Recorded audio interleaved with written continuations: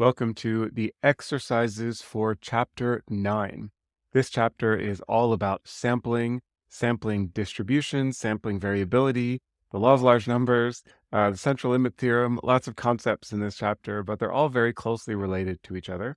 And they're all extremely foundational for understanding inferential statistics, in particular, variability and p-values. Okay, so let's begin with exercise 1. Now, this exercise is a little bit involved. It might take me a few minutes to explain the goal and the specifics of exercise 1, but I think by the end of this exercise, you will have a good understanding of the importance of sampling variability and looking at distributions of sample means as a better indicator of true population mean versus just the mean from one sample. Okay, so we're going to run an experiment where we will systematically manipulate the amount of noise or the amount of variability within each sample and then repeat lots and lots of samples and record both the variance of each sample and the average of each sample. Okay, so in particular, what you want to do is generate a data set of 200 data points that are randomly drawn from a normal distribution with a mean of 0 and a variance of what I call tau squared.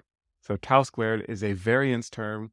It varies between -1 to 10 in different iterations over a for loop. And this is the key feature that we are manipulating in our experiment. So you have a for loop that goes around the experiment, and at each iteration of the for loop, you vary the variance between 0.1 and 10 in different iterations. Now, I'm not going to tell you how many points in between 0.1 and 10 to use. I use 40. You can use any number you like. And then for each of these sample data sets, you want to compute and store the average value of that data set and the variance of that data set. Now, of course, we expect the averages of all these data sets to be 0, and we expect the variances of all of these data sets to be tau squared. Of course, that's literally how we are creating these data sets. But because we have a finite number of data points, because we have a relatively small sample or finite sample, and because of sampling variability and noise and so on, we're actually, you're not going to find that the average is exactly 0 and the variance is exactly, whatever value of tau squared is. So store the empirical means and variances. And then, because this is an experiment, we're going to have noise and sampling variability. Repeat each of these sample estimates 20 times. So that is to say, you're going to need a double for loop. You have one for loop that goes over the number of different values of the variance. And then you have another for loop that repeats each value of variance 20 times just to get a different estimate of the sample mean and the sample variance. I hope that all makes sense. I just explained this in terms of a double for loop. It turns out you really only need one for loop. You can do this as a matrix, but don't worry about that. That's more advanced coding implementation. If you're comfortable with that, then go for it. Otherwise, use a double for loop. Okay, so then you have all of these data, and now we want to visualize the results of this experiment in two different ways. So let me show you the figure here. So let's see, you're going to generate two panels. Let me first focus on panel A. So what you see on the x-axis is the value of tau squared. This is the population variance that you are manipulating at different iterations of the for loop in the experiment. So it ranges between 0.1 and 10. Now, the black squares are each of the sample means. So this is the average of all of the samples. The average of all the data points within each sample. So you have 20 repetitions for each value of variance, each value of tau squared. So there's 20 gray squares here, a lot of them are overlapping, which is why you don't see all 20. Okay, so as you increase the variance, of course, the distribution gets wider. So the sample estimate is going to be, we expect it to be 0, but it's not going to be exactly 0. And the more variability in the sample, the more variability in the mean. Okay, so then what you see in the white triangle is the average of all of those sample means. So this white triangle here is the average of 20 sample means, and each of those 20 sample means is the average of 200 data points that were randomly drawn from a normal distribution. Hope that makes sense. You can see that the average of the sample means is fairly stable. It's certainly a lot closer to zero than the individual sample means. This shows the importance of averaging over a larger pool of samples or a larger sample size. Okay, so that's panel A. Then we get to panel B. This is really the key result here. So here we see two different ways of averaging the variances. Let me go back and say, so this panel A is all about the means of these samples. So the mean of each individual sample and the average of those sample means.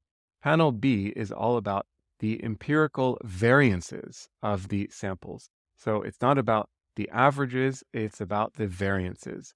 Again, the x-axis is this population variance tau squared.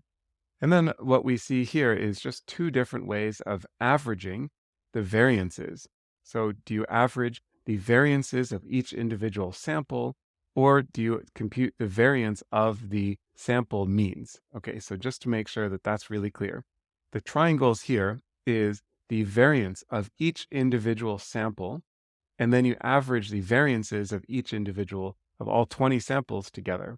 So not surprisingly, that value should be exactly tau squared, right? So you see it increases linearly because we specify, here the population variance is 6. So of course, the sample variances should be 6, or at least very close to 6. This is basically trivial.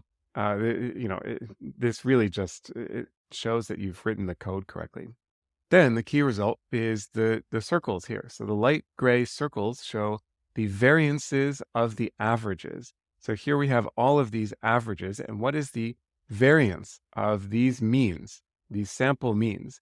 That is, whatever value that is, that's down here somewhere.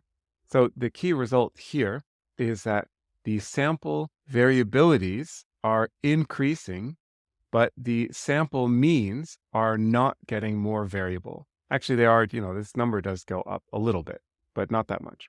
So quite a bit of work, a good deep dive into this chapter exercises. Now I will switch to Python and walk you through my code solution, and I will reiterate the main take-home message when I generate this plot in Python. Here I'm specifying the levels of tau squared, so the variances from 0.1 to 10. I use 40 steps here. And here are some parameters, the sample size and the number of samples. This is the number of repetitions that we are using. Okay, so let's see. Here we are looping over the values of tau in our experiment. So the different values of the variance. And here I'm having another for loop that goes over the repetitions. As I mentioned, if you want to do a little bit of an extra challenge, you can figure out how to get this part to work without needing to have a separate for loop, but don't worry about it. You can see I didn't even do that myself. I kept it simple with a second for loop here. Okay, so here I generate data randomly sampled from a normal distribution. The mean of the population mean is hard-coded to 0, and then the standard deviation is the square root of tau. This is one little tricky thing about the implementation in this exercise is that the function random.normal actually takes as input the standard deviation, not the variance. So if you just input tau2 variable over here, you're actually going to get the wrong result. Okay, and with our specified sample size. Okay, so then we store the mean and the variance from this little data set from this sample. Repeat that multiple times, and yeah, that's basically it. So then there's plotting. And then there's a tricky aspect of implementing the code for this exercise, which is that you need to make sure you are computing the means versus the variances over the results in the correct way. Okay, so here in the first panel, this generates panel A in the figure. This one is a little bit more straightforward. So here I'm just plotting all of the sample means, and here I'm computing and then plotting the average of the sample means. So I think that's pretty straightforward. This is all the sample means, and this is the means of the sample means. you have to make sure you're computing the average over the correct dimension. This is, not super difficult, but easy to make a mistake here. Okay, here's where we get to the tricky part. So notice here we have results, all comma 1. So this is all the values of variance. I think variance was the first. Yeah. No, sorry. The first dimension is the experiment repetitions. And of course, yeah, because we're averaging over axis equals 0. So the first dimension here of this results matrix is the experiment repetitions. The second result is the variance values, so what we specify tau squared to be. And then here we have the variance within each sample. Okay, so here we take the average of the variances, and here we take the variance of the averages. Remember, the first element in this third dimension is the sample means. So we're not plotting the sample variances, we are plotting the sample means and the variability of those sampling means. So the variances of the sampling means. Okay, so let's look at the plots once more.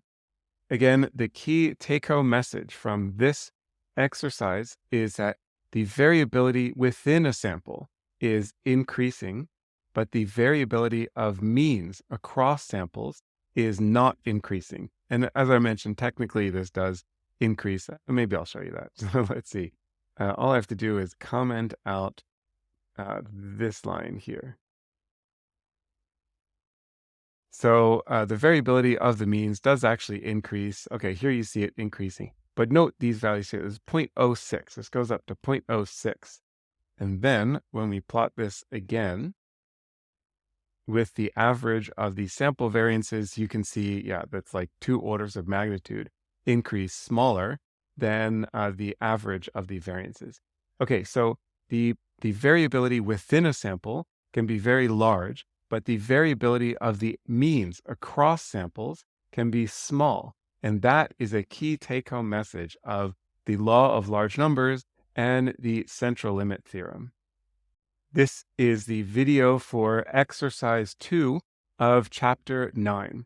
This exercise is about an empirical demonstration of the law of large numbers, but applied to the standard deviation instead of the mean. So the law of large numbers is formally mathematically defined for the average, but it turns out that the law of large numbers, or basically everything that's important that we need to know about the law of large numbers, also holds for basically any other statistical quantity that you can derive from a sample and relate to a population. So in this case, we are going to apply the law of large numbers to the standard deviation. So the goal is to basically go back to the code that generates figure 4 of this chapter. You can just copy and paste and then modify my code in the online code for for figure 4. Or if you want a little bit of an extra challenge, which is great, then start from scratch and write your own code to generate that figure. Okay, but then the idea is that instead of applying it to means, instead of using the average of samples, you want to compute the standard deviation of samples. So let me show you. We don't need to scroll up to figure 9.4 because this figure is exactly the same. So here we have this figure. This is the goal of this exercise, to reproduce this figure. So here you see the sample size over on the x-axis and standard deviation of the sample on the y-axis. So the way to do this is to generate a large population of data, and you do that by randomly drawing numbers from a normal distribution. You need to force the population standard deviation to be exactly 2.4, or exactly any other number you want, but you need to force it to be a particular number. You might as well stick with 2.4. Don't just rely on random sampling to give you an exact standard deviation. So you need to write some code to make sure that the standard deviation of this population, the true underlying population, is exactly 2.4. And then you start sampling from that population. So you generate samples of varying sample sizes, and then you compute the standard deviation of each sample, and then you generate this plot that looks like this. And I'll have a few things to comment about this plot, but I'll do that when I generate the plot in Python. So to generate a population of numbers, I'm just drawing numbers from a random distribution, but it's 1,000,000 data points, and I'm going to call this my population. Now, right here, the population variance and standard deviation is the expected value is 1, and it should be roughly close to 1. Now, you could use random.normal. You could do something like this. Random.normal, 0, the mean can be anything. We don't actually care about what the average is. And then we could say pop std here, and then and we could do something like this. This is not going to guarantee that this population actually has a true standard deviation of 2.4. And that's because this is still a sample from a population. Now we are going to treat this as our population, but it's drawn from a population of size infinity. Here we are calling this our population of size 1,000,000. Now that means that this standard deviation is not going to be exactly 2.4, but we want to have a population with an exact known standard deviation. Now I'm going to scroll down a little bit to show you, just to demonstrate that this is the case. So here I'm generating random numbers from a normal distribution, exactly how I wrote the code above. And then I'm just getting the standard deviation. Again, we expect the standard deviation to be somewhere around 2.4, but it's not going to be exactly 2.4 because this is still, oops, I need to run this code first. Okay, I'll run this code and then ignore the figure. I'm going to talk about that in a moment. Okay, so now I can actually run this here. Okay, so the population standard deviation, if we assume that this sample, we are treating this as a population, the standard deviation is not exactly 2.4. Okay, so then what I do is, let me undo all of this. Okay, so here the standard deviation of our population is going to be somewhere around 1. Here, what I do is normalize by the standard deviation. So when I run this line of code, that forces the empirical standard deviation to be 1. And here I'm forcing the empirical standard deviation of our population to be exactly 2.4. And now once I've run this code, I can uncomment this line and then run this again. And now you see, okay, so our population standard deviation just by numerical inaccuracy is 2.3999999, and these 9s go on forever. Let's run this again. I will see if this is now exactly 2. Okay, so now it's exactly 2.4. Again, just generating random numbers is not going to give us an exact standard deviation that we want. Okay, so now we've generated our population. We're calling this our population. And now what we want to do is randomly sample from that population using sample sizes that range from 10 to 1,000. And then we compute the standard deviation of each of those samples. Okay, so actually this code is fairly straightforward. Looping over sample sizes, pick a sample, and then compute the standard deviation of that sample. And then we just plot all of those standard deviations. So yeah, a number of interesting features to note about this plot. First of all, you do see that the sample estimate of the population characteristic, in this case, standard deviation, does increase. So it does, the estimate gets closer to the true population standard deviation as the sample size increases, but we never really get a perfect sample, right? So you see, it's pretty variable for small sample sizes, meaning that some random samples happen to be very close to the population standard deviation. Other random samples, just by chance, happen to be very, very far. This sample was a very high standard deviation, empirical standard deviation. This had a very low sample empirical standard deviation, purely by chance, just by sampling variability. As we get to larger and larger sample sizes, we still cannot perfectly estimate the population standard deviation. And another thing I would like to point out is that if you look at the distribution, it looks like there's more values that are closer to the true population standard deviation and fewer sample standard deviation estimates that are further away from the true population standard deviation. And in fact, what the central limit theorem tells us is that if we take a distribution, a histogram of all of these sample estimates of the population standard deviation, that should be Gaussian distributed with a peak at the true population characteristic value. And that is a concept we will explore in later exercises. Welcome to exercise 3 of chapter 9. This is another exercise about sampling distributions and sampling from a population. But now, instead of looking at the average of the samples, instead of looking at the standard deviations of the samples, here we are going to be computing the average differences between samples that are drawn from two different populations. This is actually leading up to the concept of a t-test. And I have a whole chapter in the book about t-tests, super important t-tests, but you'll learn about that later. But this exercise is moving towards the concept of variability and inferential statistics on t-tests. Okay, so here's what you want to do. Generate two populations. Each population of data has 10,000 data points.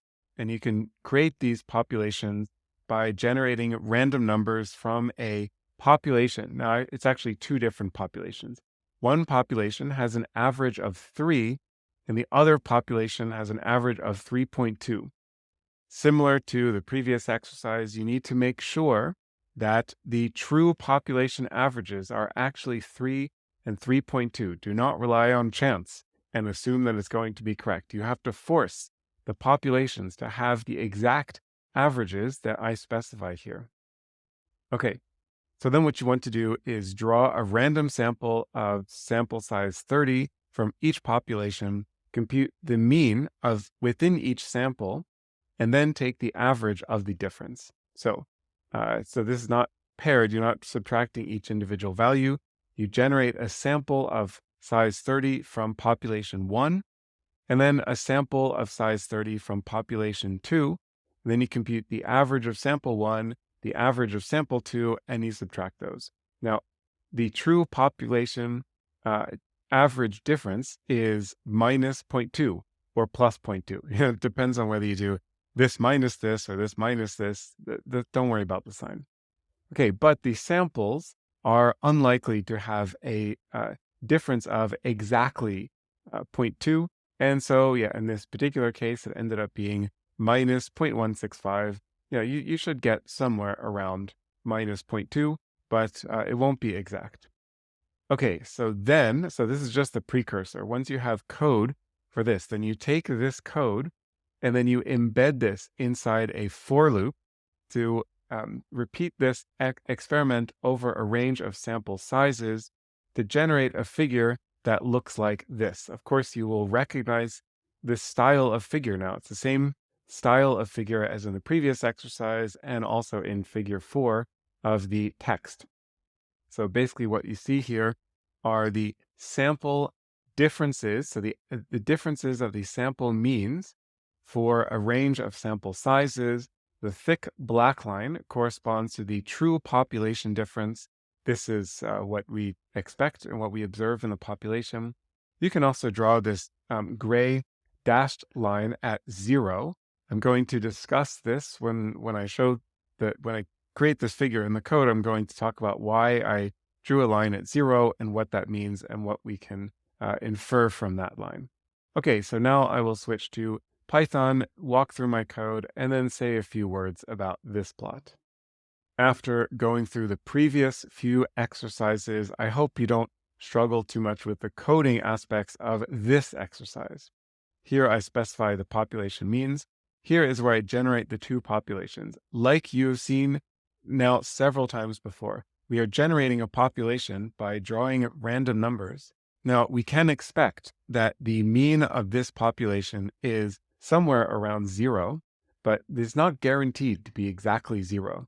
So that's why I first subtract the empirical mean of this population, and then I add the population mean that I want. So this line of code guarantees, in particular this is the really important part. This piece of code here guarantees that we have a true population mean of 3 or 3.2 for this case. Okay, so then here I'm drawing random samples, random sample from population 1 and population 2, compute their averages of those two samples, and then, compute the population mean difference and the sample mean difference. So let's see what those are. Of course, this is the same as what I showed in the book. This is not the same as what I showed in the book because these are different random samples. Okay, so now for the experiment. Now this code is really similar to the code from the previous exercise and also from the code that generates figure 4 in the main text. So we loop over different sample sizes and we randomly choose from the sample and we compute the means of each sample and then subtract them and then plot. Okay, so that generates a figure like what you saw in the book. Now, there are a couple of take-home messages here. First is that we see yet again another empirical demonstration that although the law of large numbers is formally mathematically defined for the mean, it works for lots and lots of other characteristics that we are interested in, including the standard deviation, which you saw in the previous exercise. And here we are looking at the mean differences. So again, any individual pair of samples from these two populations might have a mean difference that is not exactly the population difference, but as we increase the sample size, the accuracy increases. And also we still see even up to two samples of 1,000 sample size, 1,000 random samples, we still see deviations from the true population difference. Okay, so now about this dashed line here. So what is striking, so this dashed line or dotted line is at 0, which means not only do we have an inaccurate estimate of the true population difference, we have literally the opposite sign. So look at this. This is a huge difference. It's in the wrong direction. You know, if this were a study on medication, you're testing the effects of medication on treating some disease, and then the medication actually works. The true effect, the true state of the universe is that the medication works. But you take a random sample of size 10 and you find that the medication makes things worse. That is a terrible result, but it can happen. It's just sampling variability. Okay, so these are quite striking that not only does the sample difference, not only is the sample difference smaller than the true population difference, it can literally go in the opposite direction. Now, if we were to perform inferential statistics on these samples, hopefully we would find that they are not statistically significant. So we do not actually make, important decisions based on this random sample, but it can happen. This does happen. These would be just statistical flukes, and they happen in random data. It's unclear how much they happen in real data because in the real world, we don't have access to the ground truth. We don't know how nature really works. All we can do is take measurements of nature and apply statistical procedures to try to understand nature. But you see that if the sample sizes are small, then we are going to come up with situations where our conclusion is completely wrong, just based on sampling variability. I hope that you find all of the exercises in this book to be a valuable educational experience to improve your coding skills, improve your critical thinking and creativity skills, and improve your knowledge about statistics. That said, not all of the exercises in this book are fun to work on, but I hope that you find this exercise, exercise 4 of chapter 9, to be fun. I hope you enjoy working through this one. And this is an introduction to the central limit theorem. It's a quirky application or demonstration of the central limit theorem. And it's going to help lead into the next several exercises, which are focused more on important nuances and demonstrations of the central limit theorem. Okay, so what you want to do here is pick two integers at random between 0 and 100. So two integers between 0 and 100, and compute the average of those two integers. And then that's it. That's basically all you do. Repeat that 1,200 times. Store these three numbers at each iteration. So at each of 1,200 iterations, you have to store three numbers. The first integer that you picked at random, the second integer that you picked at random, and the third integer that you picked at random. And then create three histograms that look like this. So here we see the first number, the second number, and their average. And here's a quirky thing. Actually, I'm going to explain why this is quirky when I show this figure in the code. So here is the for loop that runs this experiment. Now, it turns out you do not need a for loop to run this experiment. If you'd like to code it without a for loop, you can also do that. It's a couple of lines of code. I have this in a for loop because this simulates an experiment. But anyway, so here I'm just generating two random numbers. Here I store the first number, the second number, and their average. And then I create histograms. So it's pretty straightforward. Not a whole lot to do in this exercise in terms of coding. Okay, so what you see is that both of these numbers have a uniform distribution. So the histogram is flat. It's not literally completely numerically flat because we are randomly sampling from these distributions, but any number between 0 and 100 is equally likely to be selected at each iteration in this experiment. And so therefore the histogram is flat. Any deviances from this histogram, like you might think this is a peak and this is a dip, but that is literally just random chance. You can run this again and you see now the histogram looks different. So uniform distribution, and then we combine these together. We just average them together. Another way to describe this would be to take the weighted sum, where we're weighting each integer by 0.5. But basically, we just pool together these two random numbers, which are uniformly distributed, and the distribution of their result is Gaussian-ish. It's not a pure Gaussian, right? It's bound. But it certainly looks a lot more Gaussian than either of these two distributions on their own. And that is super quirky.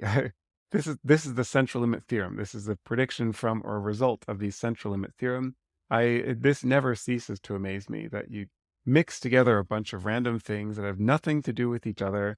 They are coming from distributions that are not normal themselves, but when you randomly mix them together, you're going to find a distribution that approaches a normal distribution. Let's continue our exploration of the central limit theorem here in exercise 5 of chapter 9. Now, the central limit theorem is not just trivially guaranteed to work all the time. It depends on having a couple of conditions be met. One of those conditions is that the sample size is big enough. Now, what does it mean for sample size to be big enough? That is super important question in statistics, but super difficult to answer. I have an entire chapter of the book that's all about power calculations and sample size calculations. So yeah, it's a hard question to answer because it depends on a number of factors. But anyway, we'll get to that later. The point here is to explore the width of the sampling distribution as a function of the sample size. Okay, and so the idea is that our sample means distribution will approach a Gaussian only if the sample size is sufficiently large, and also that the larger the sample, the narrower that distribution will be. So these are the concepts that we will explore empirically in this exercise. Okay, so what you want to do is, let's see, rerun the code for figure 9. But vary the sample size. So you can use sample sizes of 5 or 1. That's kind of ridiculous, but actually I'll show you what happens when you use a sample size of 1 and 100 and so on. Okay, so let me show you figure 9 before we switch to code. So here is figure 9, and here the idea was that I generated a population of data where the population is definitely non-normally distributed. So highly non-normally distributed data. And then I took a sample of, I think the sample size was 50 in this case. I have to admit, I forget offhand. We'll see in the code. I think the sample size was 50. So I randomly drew 50 data points from this distribution, calculated the average of those 50 data points, then drew another sample at random, another 50 data points, and got its mean, another random sample, and so on. I did that 500 times to get 500 sample means. And here's the distribution of 500 sample means. Now, the central limit theorem tells us that this distribution tends towards a Gaussian, even though the population is non-Gaussian distributed. So pretty remarkable, pretty neat. And now what we are going to do is vary the sample sizes. So the code section is for this figure is called CLT Demo 2, the second demonstration of the central limit theorem. So here I'm generating the population as random numbers squared. That's how we get that non-normal distribution. And here I see that the sample size I used in the figure was 30. I said a moment ago 50. My apologies for the mistake, but it doesn't matter. So now the sample size is 30. And then, yeah, basically what we do is we generate a random sample from that distribution, from the population, and then compute its mean. And we repeat this 500 times and then make a histogram. So very, very simple, straightforward. Okay, so what we're going to do now is fix this number. We're not going to change the number of draws, the number of experiments. Of course, you can do that on your own, but that's not part of this exercise. Instead, we just want to vary the sample size. And first, I'm going to start off just running this code as is. And of course, it gives me an error. What is the error? Okay, the error was just that I got dropped from the server. Anyway, so yeah, we're going to run this with a sample size of 30. This just recreates the figure that you saw in the text, figure 9 in the book chapter. Okay, so yeah, we can see that the population is non-normally distributed, but a random sample of, the distribution of sample means is Gaussian distributed. Okay, so let's start with an extreme. When you're learning about things in math and applied math, it's often useful to think about extreme values. What happens when you push things to the limit? So let's start off with an extreme of 1. So we have a sample size of 1. This is not really great, rigorous experimental science to have a sample size of 1, although it is used in, for example, clinical case reports and so on. But anyway, we have a sample size of 1. Now, what do we expect this distribution to look like? Well, consider that if we are just drawing samples of size 1, then the average is just going to be the average of that one number that we sample. So in fact, with a sample size of 1, we just expect to reproduce this distribution with some noise, with some sampling variability. So let's see that. Here we see, yeah, I mean, we are literally just drawing random samples from this distribution. So of course, the resulting sample means distribution would look like this, clearly non-Gaussian. Okay, let's try increasing this to 5. So now we are generating a sample size of 5. Also, it's a pretty low number, right? I mean, 5 is a very small number for averaging, especially in a distribution like this, where we can have some very, very large values. Okay, so now we see, I don't know, what do you think? Is this really Gaussian? I mean, if I showed you this distribution and asked you if this were a Gaussian, you would say, not really. You know, it's bound here and, you know, it has a long tail here. But it is definitely more Gaussian-ish than with a sample size of 1. So that is pretty clear. Okay, so that was with 5. And now, you know, let's try 100. It's not really super extreme on the other side, but it is a pretty large sample size. And now you see that as we sample more and more data, then a couple things are happening. One is that the distribution looks more and more Gaussian. It looks more like a normal distribution without really, you know, a significant amount of skew on either side. But you can also see that the distribution appears to be getting narrower. So the distribution seems like it's narrower here compared to the previous run with a sample size of 5. And that is a concept. So the width of this distribution, that's something that we are going to explore in the next exercise. But for now, the take-home message of this exercise is that the central limit theorem works, but it does rely on having a sufficient sample size, and how big that sample size needs to be. It's tough to say. It depends on the characteristics of the data set, but you know, if you have somewhere in the range of 10, 20, 30, samples, then you should be able to approach a Gaussian-like distribution. I concluded the previous video by commenting that it appears that the distribution of sample means was narrower when the sample size was larger. So that was just a kind of anecdotal observation that I just kind of tossed out there. And the purpose of exercise 6 in chapter 9 is to explore that more quantitatively.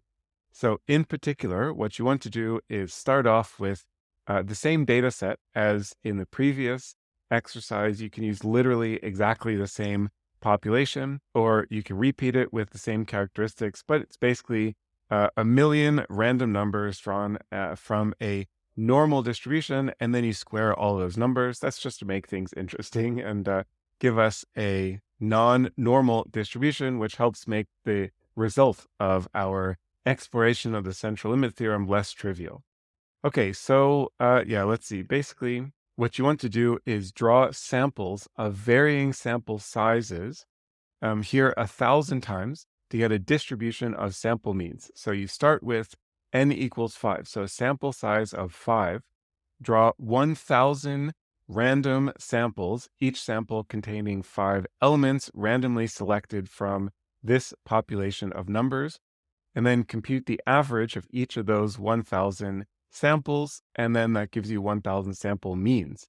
And then the idea is to compute the empirical full width at half maximum of the distribution of the sample means. So that is going to give you one number, one full width at half maximum value that reflects the width of that Gaussian distribution of sample means.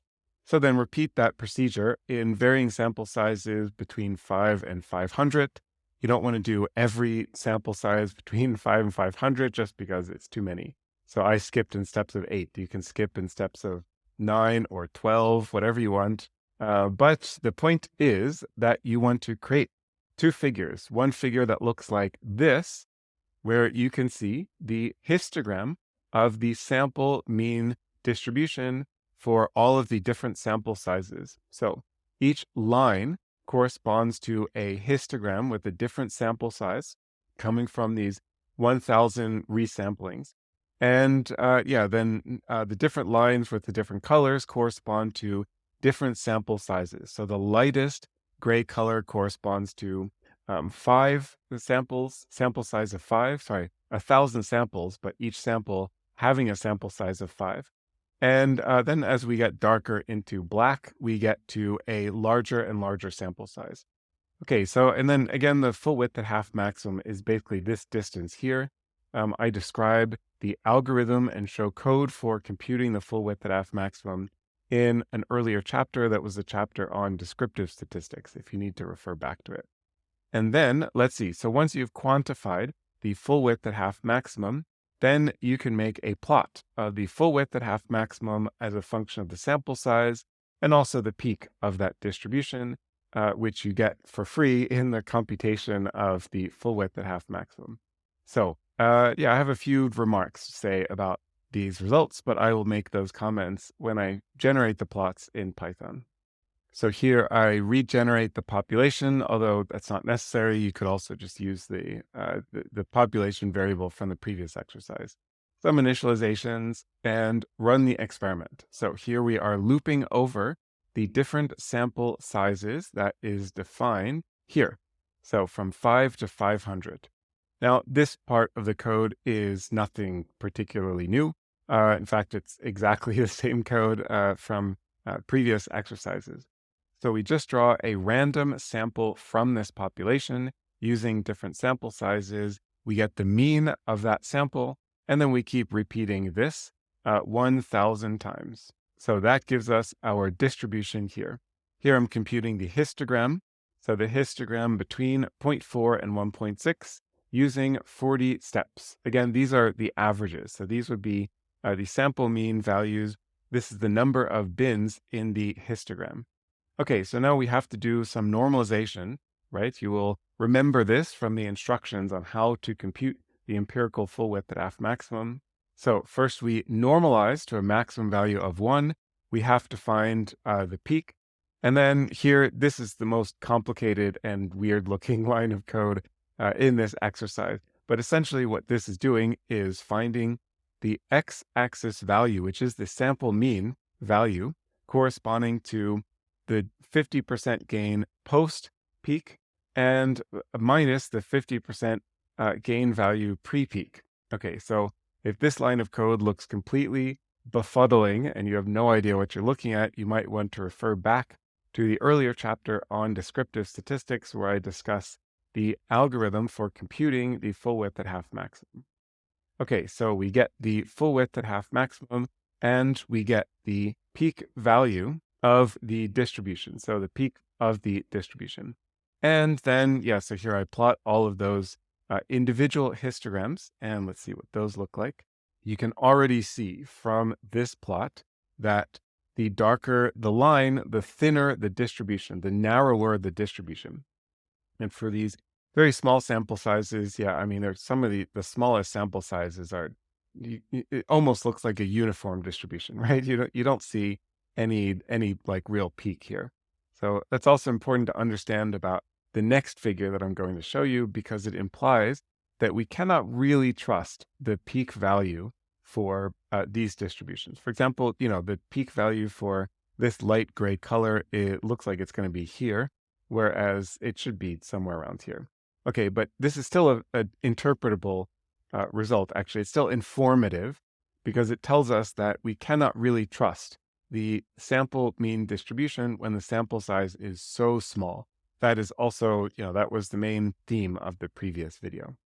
Okay, so now we are going to plot these quantities that we have extracted from these sample mean distributions. Here we see the sample sizes on the x-axis. This is the full width at half maximum and the peak values of this distribution.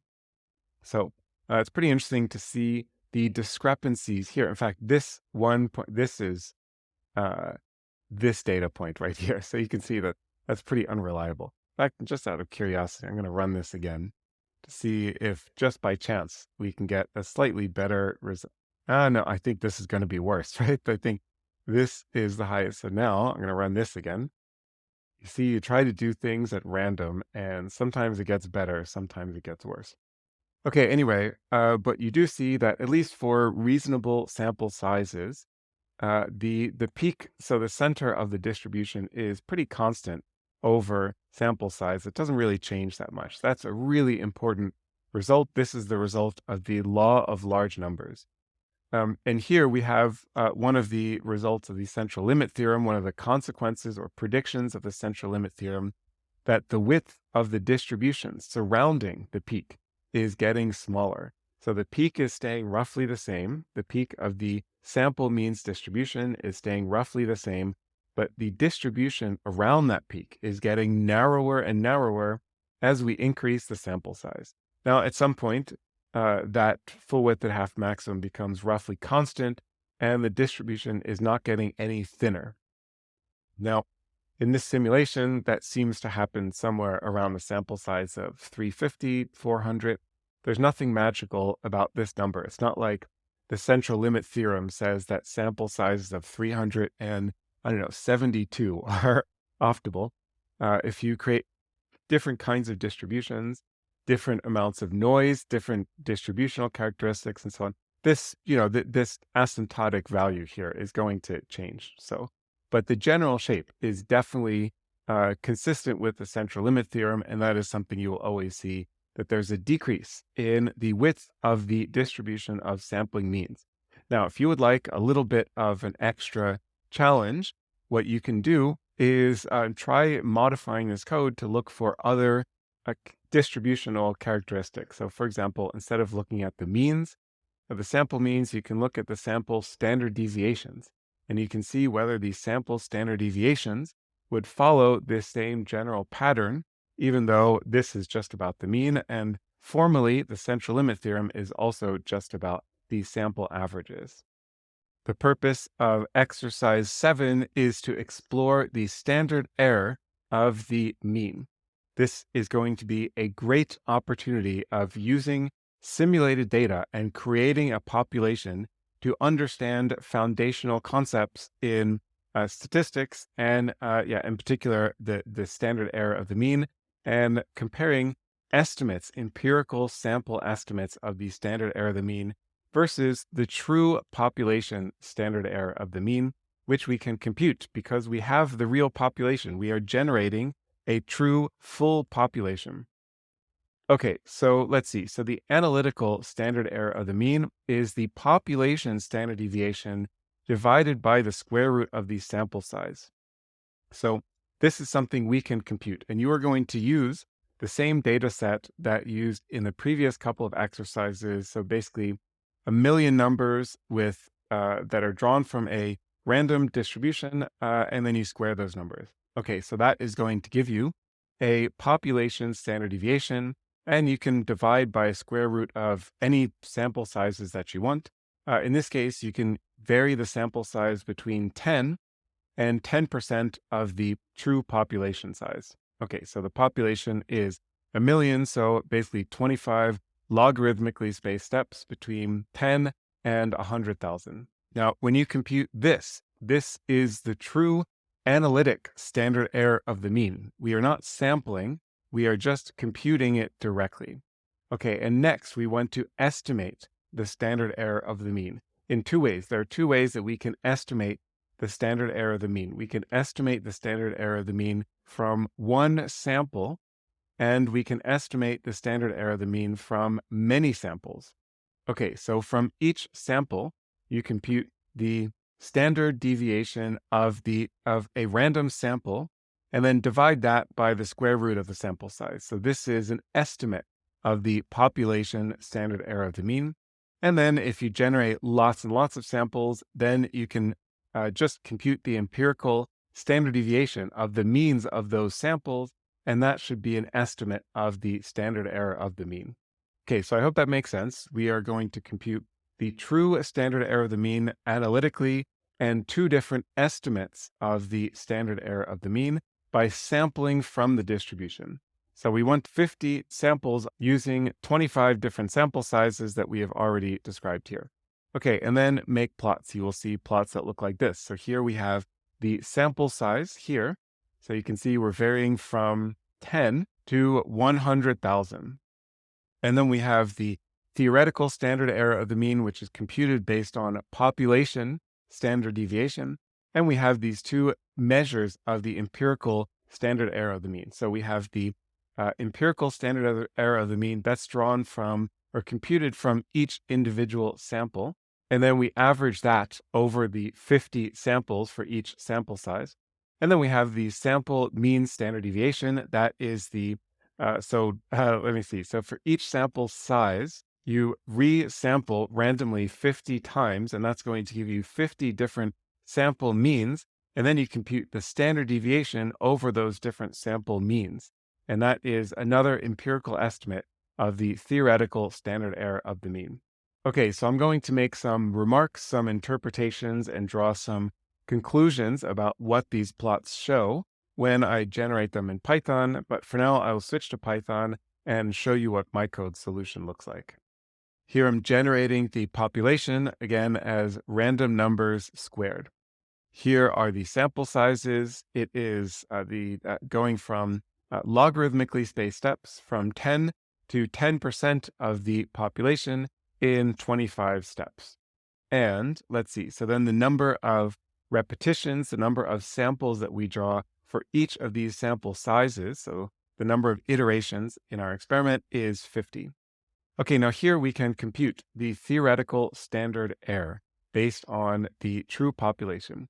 So the true population has some particular standard error. Now notice that because this is a population, we actually want the denominator degrees of freedom to be 0, not 1. You use 1 when you have a sample, but this is not a sample. This is the entire population. So we use a denominator degrees of freedom of 0, which is the default value for some reason. Okay, and then we divide by the square root of all of these different sample sizes. So now the objective is to determine whether the estimates, the empirical estimates of the standard error of the mean match the theory. Okay, so that's what we do here. So we have all of these experiments. all of the 50 repetitions for each sample size. We draw a random sample. So this is our little data sample from this population of this sample size. Here we compute the estimate of the standard error of the mean. Now here we are using the denominator degrees of freedom of 1 because this is not the full population. This is just a small sample of the population. And then we divide by the square root of the sample size. Here I'm recording the mean of this sample. Okay, so then for the plotting, we are plotting the theory, this analytical result. We're taking this as the ground truth. Here I'm plotting the average of the standard errors. So we get a standard error for each individual sample, for each sample size, and then I'm averaging over the different samples. That's why we have this mean here. And here I'm computing the standard deviation of the sample means. So we have these 50 sample means drawn from 50 random samples from each sample size, and I'm just taking the standard deviation over those sample means, and then plotting them, and then I'm just plotting them in a different way in panel B. All right, so here we see the plot, pretty exciting. And basically what you want to look for is overlap. Here you see for larger sample sizes, the overlap is basically perfect, certainly at this level of visual acuity. That is to say that the two empirical estimates of the standard error of the mean match the theoretical standard error of the mean or the analytic standard error of the mean extremely closely. These are really good matches. And then when we get down to very, very small sample sizes, you can see that the variabilities are increasing. So the sample sizes get smaller. So the variability of the means across different samples is getting larger. That's the y-axis here. And yeah, you see that there's a lot less overlap over here. So now we can plot basically plotting all of these data, but in a slightly different way. So this is the analytic, the theoretical standard error of the mean. This is the two different empirical estimates of the SEM. And yeah, what you see is they're all, first of all, they all lie really, really close to the diagonal. So even though there are discrepancies up here, those discrepancies are here for the larger standard errors, estimates and true values. But even these discrepancies are, these are not huge discrepancies. They still lie along the line. So the interesting conclusion from this exercise is that these estimates of the standard error of the mean are actually pretty accurate. They're pretty close to the true value that we have computed here in our simulated population data.